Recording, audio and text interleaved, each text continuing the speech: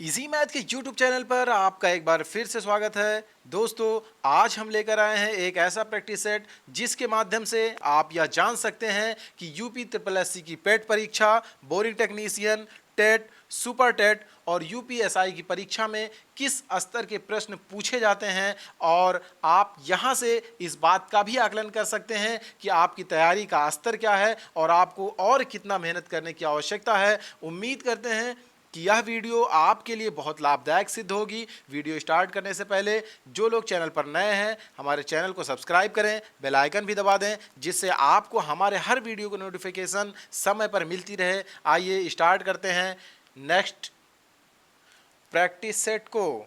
Practice set हमारा है, question number 1 दिया हुआ है कि 11 परिणामों का औसत 50 है।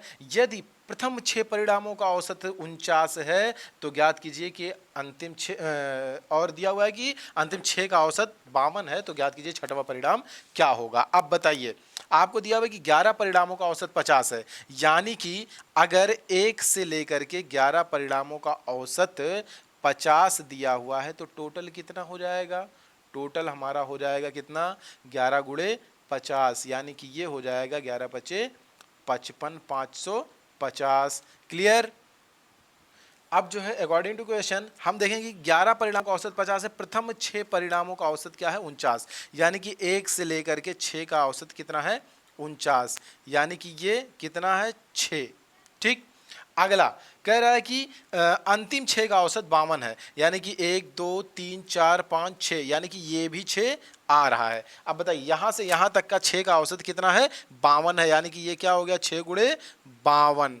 अब यहाँ पे आप एक चीज देख रहे होंगे कि ये वाला जो छठवां संख्या है, ये क्या है, प्रथम 6 में भी आ रहा है और अंतिम 6 में भी आ रहा है, यानी कि ये संख्या जो छठवीं संख्या है ये 2 बार रिपीट हो रही है। अब इसका मतलब क्या हुआ कि अगर इन दोनों को हम जोड़ लें तो ये क्या होगा, टोटल से छठवीं संख्या एक्स्ट्रा आएगी कि नहीं आएगी। तो क्या करेंगे, इन दोनों को हम मल्टीप्लाई करके जोड़ेंगे, तो ये हो जाएगा हमारा 6 9 54, 4 हासिल 5, 6 चौक 24 और 5 29, 294 यहाँ हो गया, और उसके बाद इसको मल्टीप्लाई करेंगे तो ये हो जाएगा 6 दूना 12, 2 हासिल 1, 6 पंचे 30 और 1 31, 312। टोटल इसका योग करेंगे तो ये कितना आ जाएगा, 606। अब बताइए, इसमें जो है ये छठवीं संख्या इंक्लूडेड है और इसमें इंक्लूडेड नहीं है, यानी कि इन दोनों का अगर हम अंतर ज्ञात कर लें तो हमारा क्या आ जाएगा, छठवीं संख्या आ जाएगी। अब बताइए, 606 में से 550 माइनस करेंगे तो कितना आ जाएगा हमारा, 50 6 56। यही हमारा सही आंसर हो जाएगा, ऑप्शन नंबर 2। आइए देखते हैं नेक्स्ट क्वेश्चन को। नेक्स्ट क्वेश्चन हमारा दिया हुआ है कि एक माली 17,956 पेड़ इस प्रकार लगाता है कि पेड़ों की उतनी ही पंक्तियां हैं जितने की एक पंक्ति में पेड़ है, यानी कि कुछ ऐसी पंक्ति है, अगर मान लीजिए ये 3 पंक्ति लगाता है तो पेड़ भी कितने हैं, पेड़ भी कितने हैं, उतने ही है। अगर एक पंक्ति में पेड़ उतने ही है जितनी पंक्ति लगाता है, तो बताइए ये टोटल कितने हो गए, 3 पंक्ति है और 3 पेड़ एक पंक्ति में है, इसका मतलब 9 हो गया। यानी कि ये क्या चीज है, ये स्क्वायर है। किस चीज का, स्क्वायर है अपने आप का, जितनी पंक्तियां हैं तो इसका स्क्वायर रूट फाइंड करेंगे तो ये हमारी जितनी पंक्तियां वो आ जाएगी 3। इसी प्रकार से ये जो बड़ा सा एक बगीचा इस माली ने बना रखा है उसका भी हमें क्या ज्ञात करना है, स्क्वायर रूट ज्ञात करना है, तो हमें एक पंक्ति में पेड़ कितने हैं पता चल जाएगा। तो क्या करेंगे, 17,956 का क्या ज्ञात करेंगे, हम स्क्वायर रूट ज्ञात करेंगे। बताइए 17,956 का स्क्वायर रूट कैसे ज्ञात करेंगे। इसका स्क्वायर रूट ज्ञात करने के लिए क्या करते हैं, दाहिनी तरफ से हम पेयर लगाते हैं इस तरीके से, तो ये यहाँ सिंगल बच गया, तो यानी कि एक में क्या एक ही बार जाएगा, तो एक एक के एक हो गया। अब इसको माइनस करेंगे तो ये यहाँ पे 0 हो गया, और इन दोनों को जोड़ लेंगे तो ये 2 हो गया। अब एक संख्या यहाँ पे हमारा मिसिंग है, क्या होगा, यहाँ पे हम पूरा जोड़ा ही उतारते हैं, 2 संख्या भाग की तरह नहीं, इसमें वर्गमूल निकालना है तो दोनों एक साथ उतरेगा, तो ये हमारा हो जाएगा 95। आप बताइए कितनी बार जाएगा, तो यहाँ से अगर हम 3 बार ले जाएंगे, यानी कि एक संख्या इसको छोड़ेंगे तो 2 3 6, 2 चौक 8, तो ये हो जाएगा, ये यहाँ पे मिसिंग हो गया है, तो ये हो जाएगा 95 नहीं आएगा, ये यहाँ से 79 आएगा। ये चीज़ हमको ध्यान देने की ज़रूरत है, तो ये यहाँ पे आ जाएगा 79। अब बताइए 79, यानी कि एक डिजिट यहाँ पे से हमने छोड़ दिया, एक डिजिट यहाँ से, बताइए 2 कितनी बार जाएगा, 3 बार जाएगा ना, तो यहाँ से 3 बार जब करेंगे तो ये हो जाएगा 3 त्रिका 9 और 3 दूना 6, 69 हो गया। ठीक, अब यहाँ भी 3 इसको लिख लेते हैं। बताइए इसको माइनस करेंगे तो ये 10 आ जाएगा, फिर से ये 2 एक बार उतर, 2 संख्या एक साथ उतर जाएगी, 1056। अब बताइए 3 3 6 यहाँ हो गया, 2 यहाँ हो गया, एक डिजिट यहाँ पे मिसिंग है। बताइए यहाँ से एक मिस कर दिया हमने। अब बताइए एक यहाँ से और कट कर दिया, एक और यहाँ से। अब बताइए 2 का पहाड़ा 10 में कितनी बार जाएगा? 5 बार। 2 पंचे 10, यानी कि हम 5 बार ट्राई कर सकते हैं, लेकिन 5 बार नहीं जाएगा क्योंकि 2 पंचे 10 करेंगे, इसमें हासिल आएगा तो ये 4 ही बार जाएगा। तो ये 4 बार जब करेंगे तो ये हो जाएगा 4 चौक 16, 6 हासिल 1, 4 छक 24, 1 25 हासिल 2, 4 दूना 8 और 2 10, 10 56, ये एग्जैक्ट आ गया, यानी कि ये 4 बार ही जाएगा। तो हमारा सही आंसर कितना हो जाएगा? 134। तो इस तरीके से स्क्वायर रूट फाइंड कर सकते हैं। हालांकि कभी कभी छोटे क्वेश्चन दिए जाते हैं जिसको हम ऑप्शन से ही सॉल्व कर लेते हैं। आइए देखते हैं नेक्स्ट क्वेश्चन को। नेक्स्ट क्वेश्चन हमारा दिया हुआ है कि 5 सही 3/4, 4 सही 4/5 और 7 सही 3/8 के योगफल में कौन सा भिन्न जोड़ा जाए ताकि परिणाम एक पूर्ण संख्या आ जाए। तो पहले तो हम इसका योग करेंगे। इसका योग कैसे करते हैं? देखिए, इसका योग करने के लिए क्या करेंगे? सबसे पहले इसको साधारण भिन्न में बदलेंगे। तो साधारण भिन्न में बदलेंगे तो ये कितना हो जाएगा? 4 पंचे 20 और 3 23/4। अगला क्या हो जाएगा? 4 पंचे 20, 4 24/5। नेक्स्ट क्या हो जाएगा? 8 सते 56 और 3 59/8। अब बताइए इसका हम क्या करेंगे? एलसीएम फाइंड करेंगे। एलसीएम फाइंड करेंगे तो कितना आ जाएगा? 8 पंजे 40। बताइए ये हो जाएगा 230। समझ में आया कि नहीं कैसे होता है? इससे इसमें डिवाइड करते हैं, 10 बार जाता है, इससे इसमें मल्टीप्लाई करेंगे तो कितनी बार जाएगा? 230 हो जाएगा। अगला 5 से इसमें डिवाइड करेंगे, 8 8 चौक 32 के 2 हासिल 3, 8 दूनी 16, 3 19 192। नेक्स्ट स्टेप में क्या आ जाएगा? 8 पंजे 40, 5 9 45, 5 हासिल 4, 5 जम 25 और 4 29 295। अब बताइए इसको टोटल करेंगे कितना आ जाएगा? ये आ जाएगा दोस्तों कितना? 717/40। बताइए अब 717/40 आ गया तो इसमें कह रहा है कि कितना जोड़ा जाए, कौन सी भिन्न जोड़ दी जाए कि परिमाण एक पूर्ण संख्या हो जाए। बताइए नीचे 4 है, कौन कब ये 4 से डिवाइड होगा? जब इसका इकाई और दहाई का अंक 4 से डिवाइड हो जाएगा तब ये 4 से डिवाइड होगा। इसका मतलब ये हुआ कि 17 में 3 जोड़ दे तो 20, तो 4 से डिवाइड हो जाएगा, यानी कि इसमें 3/40 जब हम ऐड कर देंगे तो ये जो है पूर्ण संख्या आ जाएगी। बताइए तो ये कितना है? कौन सा ऑप्शन सही हो जाएगा? ऑप्शन नंबर 4 सही ऑप्शन हो जाएगा। आइए देखते हैं नेक्स्ट क्वेश्चन को। नेक्स्ट क्वेश्चन हमारा दिया हुआ है, ये दिया हुआ है कि दो संख्याओं का मासा और लासा, मासा है 72 और लासा है कितना? 24 और 48। यदि संख्याओं का अंतर 60 है तो ज्ञात कीजिए उनका योगफल क्या होगा। बताइए अगर हम आपको पहले एलसीएम के चैप्टर में जब हम पढ़ा रहे थे तो हमने आपको बता दिया था कि एचसीएफ अगर दिया हुआ है कुछ भी, मान लीजिए 12 दिया हुआ है, तो ये पहली संख्या हमारी कितनी हो जाएगी? बताइए पहली संख्या कितनी हो जाएगी? 12x हो जाएगी कि नहीं? क्यों? क्योंकि एचसीएफ से कोई भी संख्या पूर्णतया डिवाइड हो जाती है, इसलिए ये 12 के मल्टीपल में होगा तो ये 12x हो गया। दूसरी संख्या की बात करें तो दूसरी संख्या कितनी हो जाएगी? ये भी 12 से मल्टीपल, 12 का ही मल्टीपल होगा, यानी कि 12y हो जाएगा। अब बताइए आपको क्या दिया हुआ है कि एलसीएम दिया हुआ है। अब बताइए ये दो संख्याएं हैं, इन दोनों संख्याओं का एलसीएम अगर आप ज्ञात करेंगे तो एलसीएम आपको क्या मिलेगा? एलसीएम क्या मिलेगा आपका? बताइए एलसीएम क्या मिलेगा आपका? ये 12 कॉमन है तो 12 ऐसे ही रहेगा और ये एक्स वाई ये आपका एलसीएम हो जाएगा। बताइए अगर 12xy एलसीएम है और यहाँ पे ऑलरेडी आपको एलसीएम दिया हुआ है कितना? 2448। तो यहाँ से आप क्या कर सकते हैं? 12 से डिवाइड कर सकते हैं इनको। तो बताइए 12 से इसको जब डिवाइड करेंगे तो 12 दूना 24 और 12 चौक 48, ये 204 हो गया। बताइए एक्स वाई की वैल्यू कितनी हो गई? X Y is equal to कितना हो गया? 204 हो गया। दोस्तों अब हमको एक और चीज़ क्या दिया हुआ है कि यदि संख्याओं का अंतर कितना है? 60 है, यानी कि हमारी संख्याएं कितनी है? 12x और 12y है। बताइए 12x हमारी एक संख्या है, दूसरी संख्या क्या है? 12y है। इन दोनों संख्याओं का अंतर कितना दिया हुआ है? 60 दिया हुआ है। बताइए अगर हम इन दोनों में 12 कॉमन ले लें तो क्या हो जाएगा? x minus Y. दोस्तों देखते रहिए, ये हो जाएगा 60 और इसको 12 कितनी बार? 5 बार, यानी कि x माइनस वाई की वैल्यू कितनी आ गई? 5 आ गई कि नहीं? x माइनस वाई की वैल्यू आ गई 5। अब पूछ रहा है क्या कि संख्याओं का योगफल क्या होगा? बताइए 12x प्लस 12y की वैल्यू, यानी कि 12 को अगर हम कॉमन ले लें तो कितना हमको ज्ञात करना है? 12x प्लस वाई, इसी की वैल्यू हमसे पूछी जा रही है। बताइए अगर ये चीज़ हमसे पूछी जा रही है तो क्या करेंगे हम? यहाँ से सबसे पहले x प्लस वाई ज्ञात करने की कोशिश करेंगे। तो x प्लस वाई ज्ञात करने के लिए क्या करेंगे? बताइए x प्लस वाई ज्ञात करना है तो x प्लस वाई ज्ञात करने के लिए हमारे पास ये फार्मूला है, x plus Y is equal to under root X minus Y का whole square plus 4ab। Algebra जब पढ़ाएंगे तो उसमें हम आपको एक डिटेल से बताएंगे। यहाँ आप देखिए x plus Y is equal to X minus Y का होल स्क्वायर प्लस 4ab। बताइए x माइनस वाई की वैल्यू कितनी है? x माइनस वाई की वैल्यू कहाँ दी हुई है? आपने फाइंड कर रखी है पहले से ही 5। x माइनस वाई की वैल्यू 5, 5 का स्क्वायर कितना? 25, और उसके बाद फिर प्लस 4 गुणे ए बी की वैल्यू कितनी है? 204। ए बी का मतलब क्या है? एक्स वाई, तो ये हो गया 204। तो बताइए 4 से गुणा करेंगे तो ये 4 चौक 16, 4 दूना 8, और ये अंडर रूट पहले से लगा हुआ है। अगर इसी को आगे बढ़ाएंगे तो क्या हो जाएगा? 25 में 816 जोड़ेंगे तो कितना हो जाएगा? 841 हो जाएगा, 841 हो जाएगा। और आप जानते हैं कि 841 का वर्गमूल कितना होता है? 29 होता है। तो ये हमारा 29 क्या आ गया? x प्लस वाई आ गया। हमको फाइंड क्या करना है? 12x प्लस वाई, यानी कि क्या करेंगे? 12 गुणे 29 कर लेंगे तो ये हमारा सही आंसर आ जाएगा 12 नमा 108, 10 आ गया, 12 दूना 24, 10 34, 348। सही ऑप्शन क्या हो गया? सही ऑप्शन हमारा हो गया कितना? ए वाला। आइए देखते हैं नेक्स्ट क्वेश्चन को। नेक्स्ट क्वेश्चन हमारा दिया हुआ है, वह कौन सी बड़ी से बड़ी संख्या है जिसे 70 और 125 को भाग देने पर क्रमशः 5 और 8 बचते हैं? इस टाइप के क्वेश्चन हम आपको एलसीएम एचसीएफ चैप्टर में बता चुके हैं। ये बहुत ही आसान क्वेश्चन है। क्या करते हैं? इन दोनों का माइनस कर लेते हैं। इन दोनों क्या करते हैं? माइनस करते हैं। 70 में से 5 घटाएंगे कितना आएगा? कितना आएगा? 65। बताइए 125 में से 8 घटाएंगे कितना आएगा?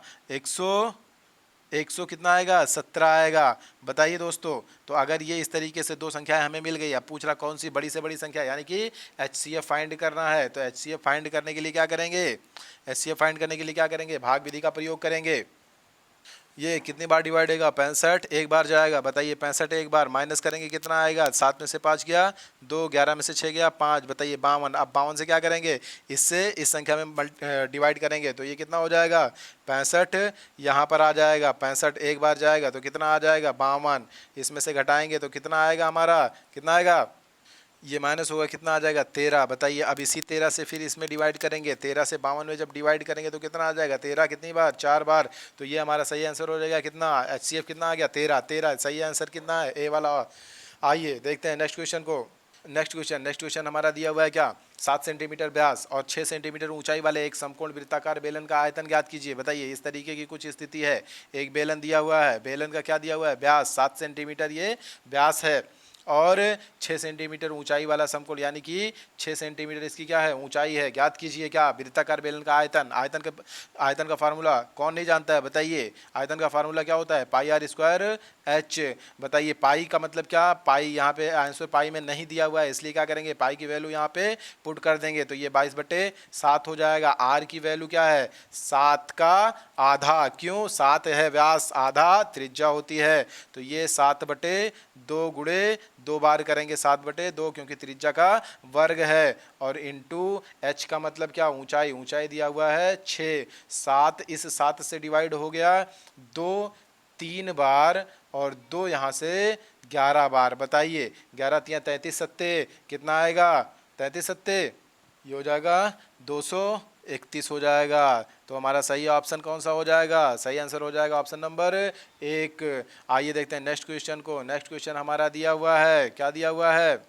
ये दिया हुआ है कि y is equal to 3x plus 12। इसमें y की वैल्यू अलग से दे दी गई है 5, x की वैल्यू पूछ रहा है। बताइए y का मतलब क्या? 5, और इज इक्वल टू 3, x की वैल्यू आपको ज्ञात ही करनी है, प्लस 12 है। बताइए ये प्लस 12 इधर आके क्या हो जाएगा? 5 में से माइनस होगा तो -7 हो जाएगा। ये 3x पहले से है, x की वैल्यू ज्ञात करनी है तो -7 यहाँ ऑलरेडी पड़ा हुआ है, और 3 इधर से आके कितना हो जाएगा? -7/3। सही ऑप्शन कौन सा हो जाएगा? ऑप्शन नंबर 4 सही ऑप्शन हो जाएगा। आइए देखते हैं नेक्स्ट क्वेश्चन को। नेक्स्ट क्वेश्चन हमारा क्या दिया हुआ है?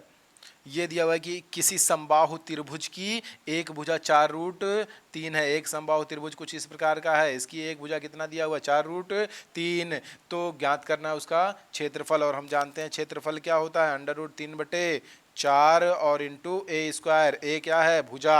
अब बताइए भुजा की वैल्यू दी हुई है 4√3, क्या करेंगे? ए की जगह 4√3 रख देंगे तो क्या हो जाएगा हमारा? यहाँ पे ऑलरेडी √3/4 पहले से पड़ा हुआ है। ए की वैल्यू 4√3 हमने रख दिया, और कितनी बार? 2 बार। क्यों? क्योंकि स्क्वायर है, स्क्वायर का मतलब 2 बार हो जाएगा। और इसको जब हम डिवाइड करेंगे या सॉल्व करेंगे तो हमारा क्या आ जाएगा? बताइए 4 यहाँ से कैंसिल हो गया, और √3 और √3 मिलके 3 और गुणे 4 यानी कि 12। तो ये हो गया 12 और ऑलरेडी यहाँ √3 पहले से पड़ा हुआ है, तो ये हो गया 12√3। सही आंसर क्या हो गया हमारा? सही आंसर क्या हो गया? ऑप्शन नंबर 1 सही आंसर हो गया। आइए देखते हैं नेक्स्ट क्वेश्चन को। नेक्स्ट क्वेश्चन हमारा क्या दिया हुआ है? क्वेश्चन दिया हुआ है कि निम्नलिखित समीकरण का मान ज्ञात कीजिए। समीकरण यही है 1 - 2 cos square A upon sign A plus cos A. बताइए क्या करना है। वन जो है उसको हम क्या लिख सकते हैं? वन क्या लिख सकते हैं हम उसको? ट्रिग्नोमेट्री के फॉर्म में ये हो जाएगा sine square A plus cos square A is equal to क्या होता है? 1। तो 1 की जगह हमने ये रख दिया -2 cos स्क्वायर ए ऑलरेडी क्या है लिखा हुआ है, बताइए। और बटे sign A into cos A, ये भी तो हमारा है, इसको कहाँ छोड़ देंगे। अब नेक्स्ट स्टेप में हमारा क्या हो जाएगा बताइए। ये साइन स्क्वायर ए जैसे है वैसे हमने लिख लिया, क्या कर लिया? लिख लिया। लेकिन कास स्क्वायर ए, ये वाला कास स्क्वायर ए और ये 2 कास स्क्वायर ए क्या होगा? आपस में घट जाएगा। तो ये हो जाएगा माइनस कितना? कॉस स्क्वायर ए और अपान क्या हो जाएगा? साइन ए इंटू क्या हो जाएगा? Sign A into cos A. अब बताइए आप थोड़ा सा ध्यान दीजिए, इन दोनों हिस्सों को क्या कर लीजिए? अलग कर लिए। जब आप अलग करेंगे तो साइन स्क्वायर ए आपका जहाँ है वहीं रहेगा और बटे क्या हो जाएगा? हर में पूरा का पूरा लिखा जाता है। हर में क्या लिखा जाता है? पूरा का पूरा। पूरा का पूरा क्या है? Sign A into cos A. बताइए नेक्स्ट स्टेप में क्या है? माइनस का साइन है और कॉस स्क्वायर ए आपका पहले से पड़ा हुआ है और नीचे हर में पूरा का पूरा हो जाएगा कितना? Sign A into cos A. Clear. अब आप हमको बता दीजिए कि यहाँ से एक साइन ए से कट जाएगा कि नहीं? एक कॉस ए से कट जाएगा कि नहीं? बताइए। अब बताइए यहाँ पे क्या बचा? साइन ए बटे कॉस ए। साइन ए बटे कॉस ए मतलब tan ए। क्या होता है दोस्तों? साइन ए बटे कॉस ए tan ए। और इसी तरीके से कॉस ए बटे साइन ए मतलब कॉट ए। आप जानते हैं कि नहीं? इस चीज़ को आप रट लीजिए। जाइए आप ट्रिग्नोमेट्री में और उठाइए आप पूरी सर्वसमीका की एक्सरसाइज। उसके बाद फिर आप देखिए आके यहाँ पे ये हो गया आपका tan ए और ये cot ए माइनस कौन सा ऑप्शन सही हो जाएगा? Option number B. आइए देखते हैं नेक्स्ट क्वेश्चन को। नेक्स्ट क्वेश्चन हमारा दिया हुआ है क्या? क्वेश्चन हमारा क्या दिया हुआ है कि एक त्रिभुज का परिमाप है 30 सेंटीमीटर। परिमाप का मतलब क्या होता है? चारों तरफ का मीजरमेंट है। ये कितना है? 30 सेंटीमीटर। अगला क्या कह रहा है कि और इसका क्षेत्रफल कितना है? 30 सेंटीमीटर स्क्वायर, यानी कि इसके बीच में कितनी जगह है? 30 सेंटीमीटर स्क्वायर ये जगह है यानी कि क्षेत्रफल है। यदि त्रिभुज की सबसे बड़ी भुजा की लंबाई कितना दिया हुआ है? 13 सेंटीमीटर एक भुजा दे रहा है। कह रहा है तो ज्ञात कीजिए त्रिभुज की सबसे बड़ी भुजा क्या होगी। आप बताइए। त्रिभुज की सबसे बड़ी भुजा एक भुजा दे दी गई है और ये दो भुजाएं कितनी हो जाएंगी? अगर परिमाप 30 है तो ये दोनों भुजाओं का योग कितना हो जाएगा? दोनों भुजाओं का योग टोटल 17 हो जाएगा। अगर एक भुजा को हम x मान ले तो दूसरी भुजा कितनी हो जाएगी? 17 माइनस x हो जाएगी कि नहीं? तो इस तरीके से हमारी तीनों भुजाएं हो गई x, 17 माइनस x और 13। अब हमको क्या कह रहा है कि क्षेत्रफल दिया हुआ है 30 सेंटीमीटर। बताइए क्षेत्रफल का फार्मूला क्या होता है? अंडर रूट एस और एस के साथ S minus A, S minus B, S minus C. अब हमको बताइए एस क्या होता है? एस का फुल फॉर्म होता है सेमी पेरीमीटर। सेमी पेरीमीटर का मतलब क्या होता है? अर्ध परिमाप। अर्ध परिमाप का मतलब क्या होता है? परिमाप का आधा, यानी कि परिमाप दिया हुआ है 30 तो अर्ध परिमाप का मतलब आधा, परिमाप का आधा 15 हो जाएगा। एस का मान 15। अब बताइए एस में से ए आपको क्या करना है?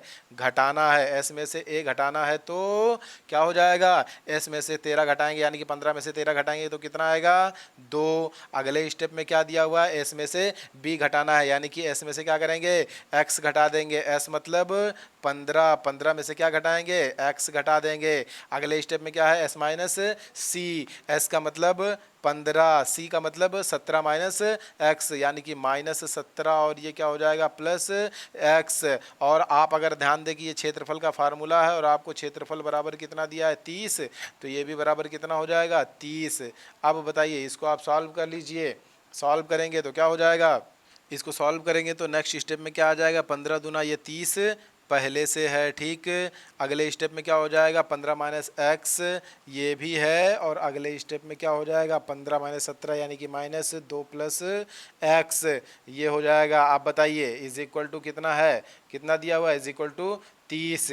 अब बताइए अगर हम इसका स्क्वायर कर दें, इधर का स्क्वायर कर दें, तो ये रूट यहाँ से कैंसिल हो जाएगा और ये 30 क्या हो जाएगा, 30 क्या हो जाएगा, 30 गुणे 30 हो जाएगा। बताइए अगले स्टेप में कैसे लिखेंगे इसको। इसको कुछ इस प्रकार से लिखेंगे, ये हमारा 30 है, 30 के साथ इनको मल्टीप्लाई भी कर लेंगे, 15 दूना 30 माइनस 30 हो जाएगा कि नहीं, और इसी 15 से x में गुणा करेंगे तो ये प्लस 15x हो जाएगा। नेक्स्ट स्टेप में क्या हो जाएगा, माइनस और माइनस का गुणा प्लस हो जाएगा, प्लस 2x, और यही जो है x और x मिलके माइनस प्लस का माइनस मिलके x स्क्वायर बनाएंगे, इज इक्वल टू 30 स्क्वायर को क्या लिख सकते हैं, 30 गुणे 30 लिख सकते हैं कि नहीं। एक 30 यहाँ से, एक 30 यहाँ से कैंसिल हो गया। अब बताइए ये हो गया कितना, 15x और प्लस 2x मिलके कितना हो जाएगा, 17x। बताइए तो ये हो जाएगा माइनस एक्स स्क्वायर और इसके साथ क्या है प्लस 17x और माइनस क्या है 30 इज इक्वल टू प्लस में है 30। अब बताइए अगर 30 को हम इस तरफ ले आएं या पूरा इक्वेशन उस तरफ लेके चले जाएं तो हमारी क्या स्थिति बनेगी, ये कुछ इस प्रकार का इक्वेशन बन जाएगा, एक्स स्क्वायर प्लस में हो जाएगा और प्लस 17x है तो ये माइनस 17x हो जाएगा। क्या हो जाएगा, माइनस 17x। अब आगे क्या हो जाएगा, माइनस 30 है तो ये क्या हो जाएगा, 60 हो जाएगा। क्या, प्लस 60 की माइनस 60 क्या हो जाएगा, प्लस 60 इज इक्वल टू 0। अब इस इक्वेशन को जब आप हल करेंगे तो क्या आएगा, बताइए हल करके। ये आ जाएगा 12 पंजे 60, 12 5 17, यानी कि एक में आ जाएगा x माइनस 5 और एक में आ जाएगा क्या, x माइनस 12। बताइए x minus 12 is equal to 0। इसका मतलब क्या हुआ, अगर इन दोनों का मल्टीप्लिकेशन 0 आ रहा है इसका मतलब या तो ये 0 होगा या तो ये 0। जब x माइनस 5 0 होगा तो x की वैल्यू कितनी, 5, और जब x माइनस 12 0 होगा तो x की वैल्यू कितनी, 12। अब जरा हमको बताइए कि क्वेश्चन हमारा क्या दिया हुआ है, क्वेश्चन दिया हुआ है कि तो त्रिभुज की सबसे बड़ी भुजा क्या होगी। बताइए सबसे बड़ी भुजा पूछी जा रही है, सबसे बड़ी भुजा का मतलब क्या, या तो दो भुजाएं हैं 12 और 5, बड़ी भुजा क्या होगी 12 होगी। लेकिन यहाँ पे क्या पूछ रहा है, छोड़ी, देख रहे हो बड़ी और छोटी मिला करके छोड़ी बना दिया। बताइए क्या करना है आपको, तो यहाँ पे छोटी भुजा का ऑप्शन में आ रहा है तो यही ऑप्शन सही हो जाएगा। आइए देखते हैं नेक्स्ट क्वेश्चन को। नेक्स्ट क्वेश्चन हमारा क्या दिया हुआ है कि यदि एक वृत्त की परिधि उसके व्यास से 18.6 सेंटीमीटर अधिक है तो वृत्त का व्यास क्या होगा। बताइए वृत्त की परिधि दिया हुआ है, व्यास दिया हुआ है। अब कह रहा है कि परिधि क्या है, व्यास से 18.6 सेंटीमीटर अधिक है, यानी कि इन दोनों का अंतर कितना आ जाएगा, अंतर कितना आ जाएगा बताइए, 18.6 सेंटीमीटर। अब परिधि का मतलब क्या होता है 2 पाई r और व्यास का मतलब क्या होता है 2r, यानी कि त्रिज्या का 2 गुना, और इतना बराबर 18.6 पहले से दिया हुआ है। अब आप हमको बता दीजिए क्वेश्चन में क्या पूछ रहा है, वृत्त का व्यास यानी कि 2r की वैल्यू पूछ रहा है। बताइए दोनों में 2r कॉमन है, हमें इसी की वैल्यू ज्ञात करनी है। पाई में आंसर, चूंकि कोई भी पाई में आ नहीं रहा है इसलिए पाई की वैल्यू हमें पुट करनी पड़ेगी। पाई की वैल्यू 22/7 होती ही होती है, माइनस कॉमन लिए हैं 2r तो एक हो जाएगा इज इक्वल टू 18.6। अब आप हमको बता दीजिए 22/7 माइनस 1 करेंगे तो कितना आ जाएगा, ये आ जाएगा कितना 22 माइनस 7 यानी कि 15, तो ये हो जाएगा 2r इंटू 15 और बटे 7 इज इक्वल टू कितना 18.6। अब आप हमको बता दीजिए, हमको 2r ज्ञात करना है तो 15/7 को उस साइड हम ले जाएंगे कि नहीं ले जाएंगे। जब ले जाएंगे तो क्या बन जाएगा हमारा, ये हो जाएगा 2r इज इक्वल टू कितना 18.6 पहले से दिया हुआ है और गुणे 7 इधर डिवाइड है उधर मल्टीप्लाई में और 15 उधर मल्टीप्लाई इधर आके डिवाइड में। अब आप हमको बताइए कितने से डिवाइड करेंगे, इसको 3 से डिवाइड करेंगे, 3 पचे 15 और 3 छक्का 18 और 3 दूना 6, 6.2 हो गया। और फिर से इसको एक बार डिवाइड करेंगे तो ये क्या हो जाएगा 5 के 5 और 1 6, 5 दूना 10 और 2 12, 5 चौक 20, तो 1.24। इसको मल्टीप्लाई बाई 7 करना है, मल्टीप्लाई बाई 7 तो कितना आ जाएगा 7 चौक 28, 8 हासिल 2, 7 दूना 14 और 2 16, 6 हासिल 1, 7 1 के 7 और 1 8, एक अंक पे दशमलव, ये क्या हो जाएगा 8.68। सही ऑप्शन क्या हो जाएगा, ऑप्शन नंबर सी। आइए देखते हैं नेक्स्ट क्वेश्चन को। नेक्स्ट क्वेश्चन त्रिकोणमिति का क्वेश्चन दिया हुआ है, cosec theta is equal to 25/7 तो tan theta is equal to क्या होगा।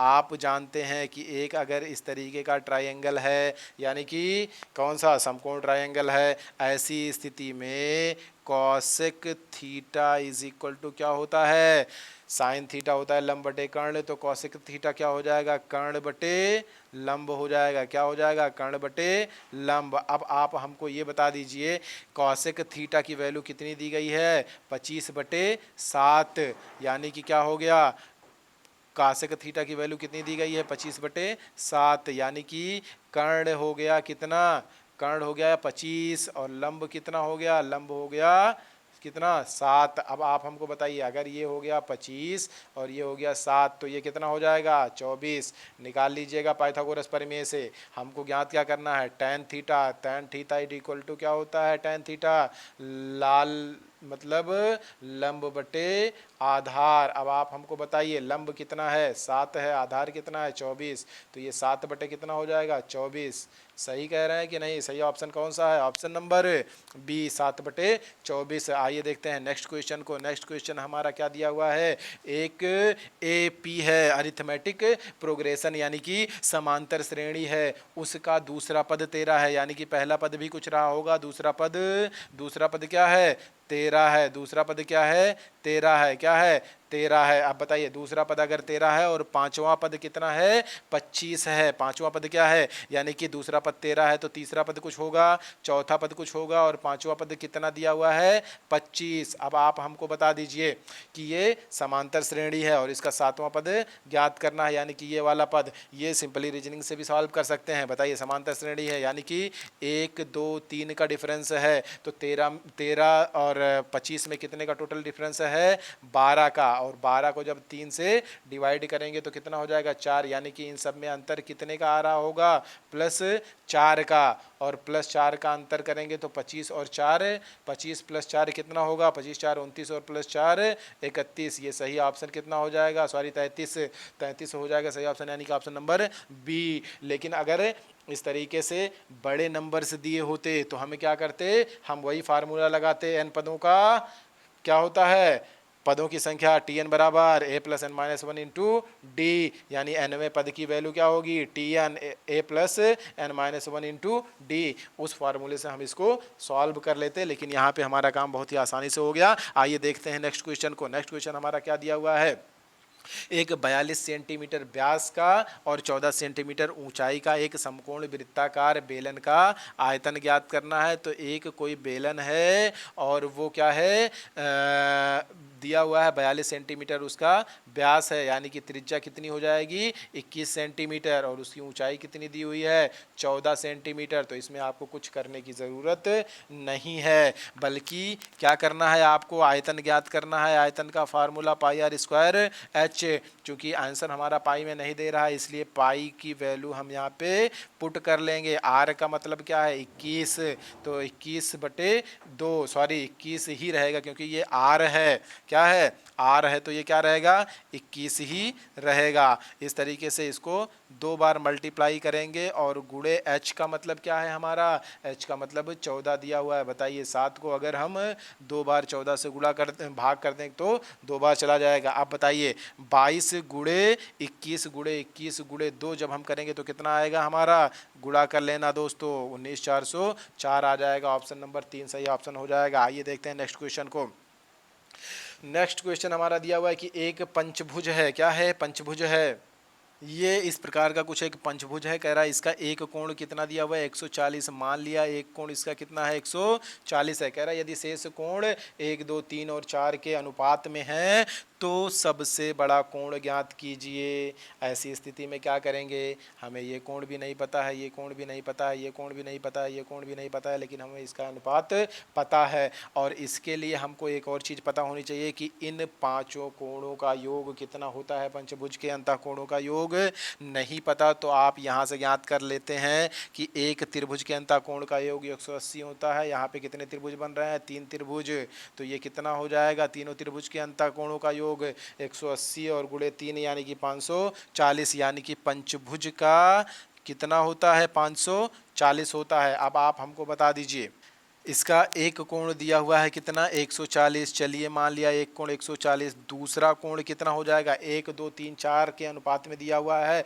और हमने आपको बताया है कि अनुपात जो होता है कभी अपने आप में कंप्लीट नहीं होता है, बल्कि क्या होता है वो उसी संख्या के मल्टीपल में होता है। तो हम एक को क्या मानेंगे x मानेंगे, जो 2 वाला रेशियो हो उसको क्या मानेंगे 2x मानेंगे, जो 3 वाला रेशियो है उसको क्या मानेंगे 3x मानेंगे, और जो 4 वाला रेशियो है उसको क्या मानेंगे 4x मानेंगे। क्या मानेंगे 4x मानेंगे। और हम इन पांचों को जब जोड़ेंगे तो हमारे अंतःकोणों का योग कितना आएगा 540।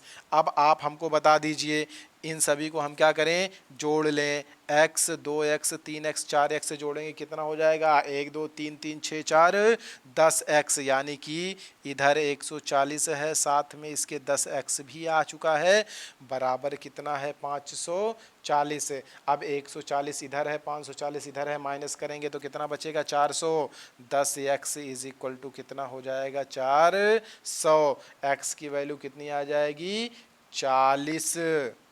अब अगर x की वैल्यू आ गई हमारी 40 तो हमसे पूछ क्या रहा है कि तो सबसे बड़ा कोण हमारा कौन सा वाला हो जाएगा 4x वाला। 4 चौक 16, यानी कि 4x का मतलब x का मतलब 40, 4 चौक 16, 160 डिग्री का कोण इसमें से कोई भी होगा वो कितना होगा 160 डिग्री। सही ऑप्शन क्या हो जाएगा हमारा ऑप्शन नंबर 4। हम जो है लगातार प्रैक्टिस आप लोगों को करवाते रहेंगे जब तक कि बोरिंग टेक्नीशियन का, जब तक कि एसआई का, जब तक कि टेट का और पेट का एग्ज़ाम नहीं हो जाता है। लगातार इस पर प्रैक्टिस सेट चलते रहेंगे, और अगर आप लगातार प्रैक्टिस करते रहेंगे तो आप जो है total upon total is equal to 1, यानी कि प्राप्तांक अपान पूर्णांक इज इक्वल टू 1 गेन करते रहेंगे। इसलिए हमारे चैनल पर बने रहिए। जो लोग चैनल को लाइक नहीं किए हैं लाइक कर दें, जो लोग सब्सक्राइब नहीं किए हैं सब्सक्राइब कर दें, और बेल आइकन को ज़रूर प्रेस कर दें। इससे हमारे हर नए वीडियो की नोटिफिकेशन आपको मिलती रहेगी। इसलिए दोस्तों मिलते हैं आपसे हम नेक्स्ट वीडियो में, तब तक के लिए जय हिंद दोस्तों।